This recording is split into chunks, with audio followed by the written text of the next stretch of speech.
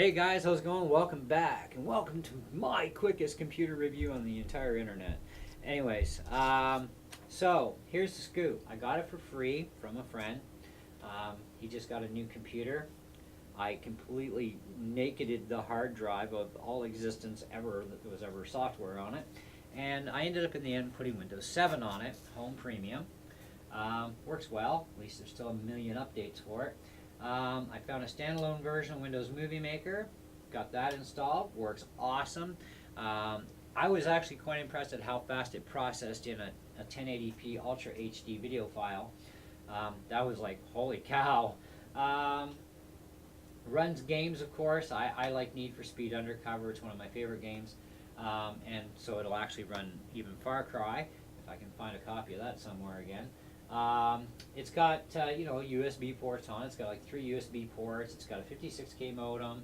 It's got a LightScribe dual layer DVD burner. It has a card reader port that works with your standard sized SD cards, which I have one kicking around here someplace. Anyways, you guys know what they are. It's got HDMI. It's got SVGA out, so you can go to like projectors, TVs with this thing. Just plug go. Of course, it is older USB ports. This isn't the new stuff because it's an old computer, right? Number pad on the side. I love that. Altec Lansing speaker system. Sounds good, but not the loudest on the block. That could have been something that they should have improved with a little bit more volume output. I've had laptops that were like 10 times louder and awesome sound, but you get what you get, right? 15-inch screen, works really well. Nice color on it. Very, very nice. Battery actually is perfect condition on this thing. From what he tells me, he's never powered it off ever, which also tells me that in order to accomplish that, you generally don't ever unplug it from the wall either. I run everything top out, so I don't allow things to hibernate, sleep, or any of that sort of stuff, or I run top graphic modes, the whole nine. This does have mobile chipset in it. You could get a G60 with NVIDIA, but this has the mobile chipset, which actually works quite well with Need for Speed. I was actually quite impressed playing the game. I was just like, holy cow, and it runs it really good, so I'm happy. 3 gigabytes of RAM is a little on the low side, but hey, better than 2 or 1 or none. So yes, and it maxes to 4 gigabytes. Woohoo! I'm not going to bother with upgrading the memory in this thing. There's no point to it. Anyways, other than that, I mean, it is a decent little laptop. It works well, just the camera sucks, and everybody on the internet will tell you that their experience with the HP 101 cameras is a nightmare. And HP has never actually done anything to fix the issue of it going on and offline randomly, or not even coming online at all for some reason. Don't know what that problem's all about. However, when I do decide to try Windows 8 on this thing, maybe the camera will come online and function properly, who knows? Or maybe it won't. Maybe it'll still be nothing more than a nightmarish pain in the neck. But even running the most up-to-date CyberLink software for that camera, that software thinks it's a USB camera that is controlled by the BIOS. Now, it probably is a USB camera, but it ain't controlled by the BIOS. I've been in the BIOS. I've updated the BIOS. Blah blah blah, and it's like not working.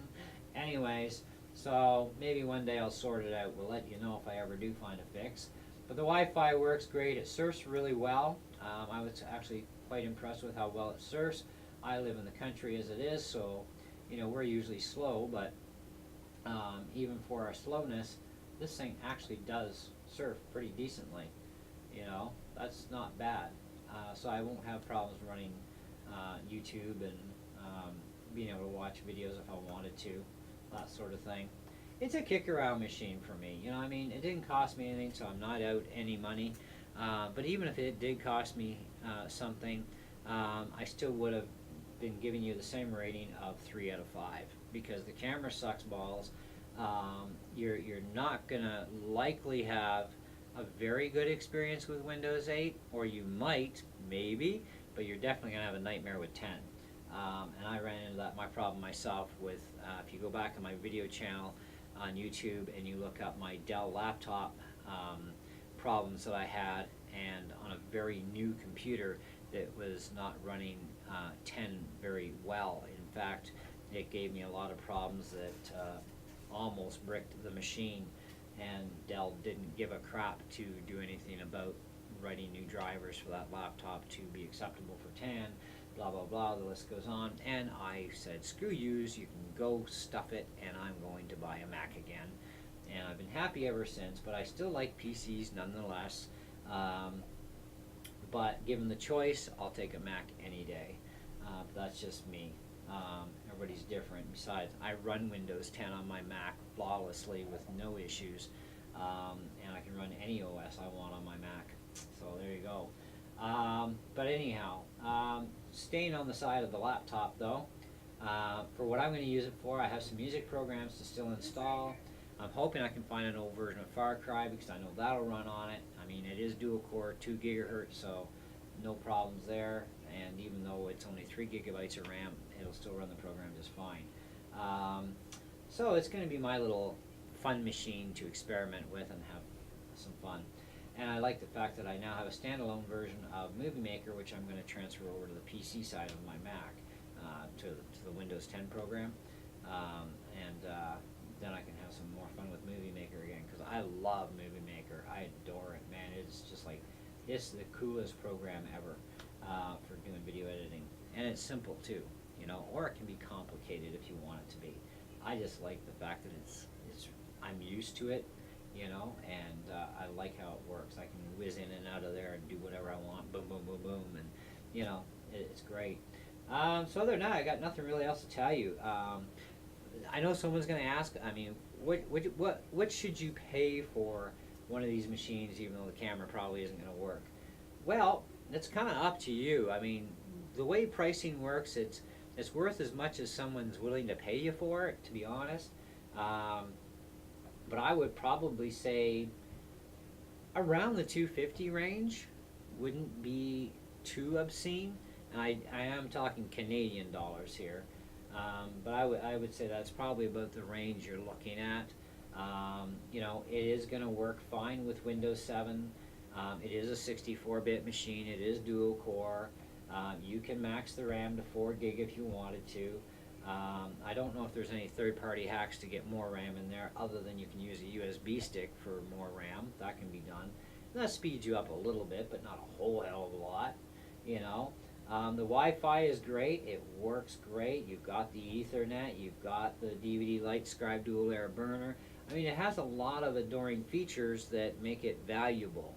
Okay, you know, so yeah, about the 250 range.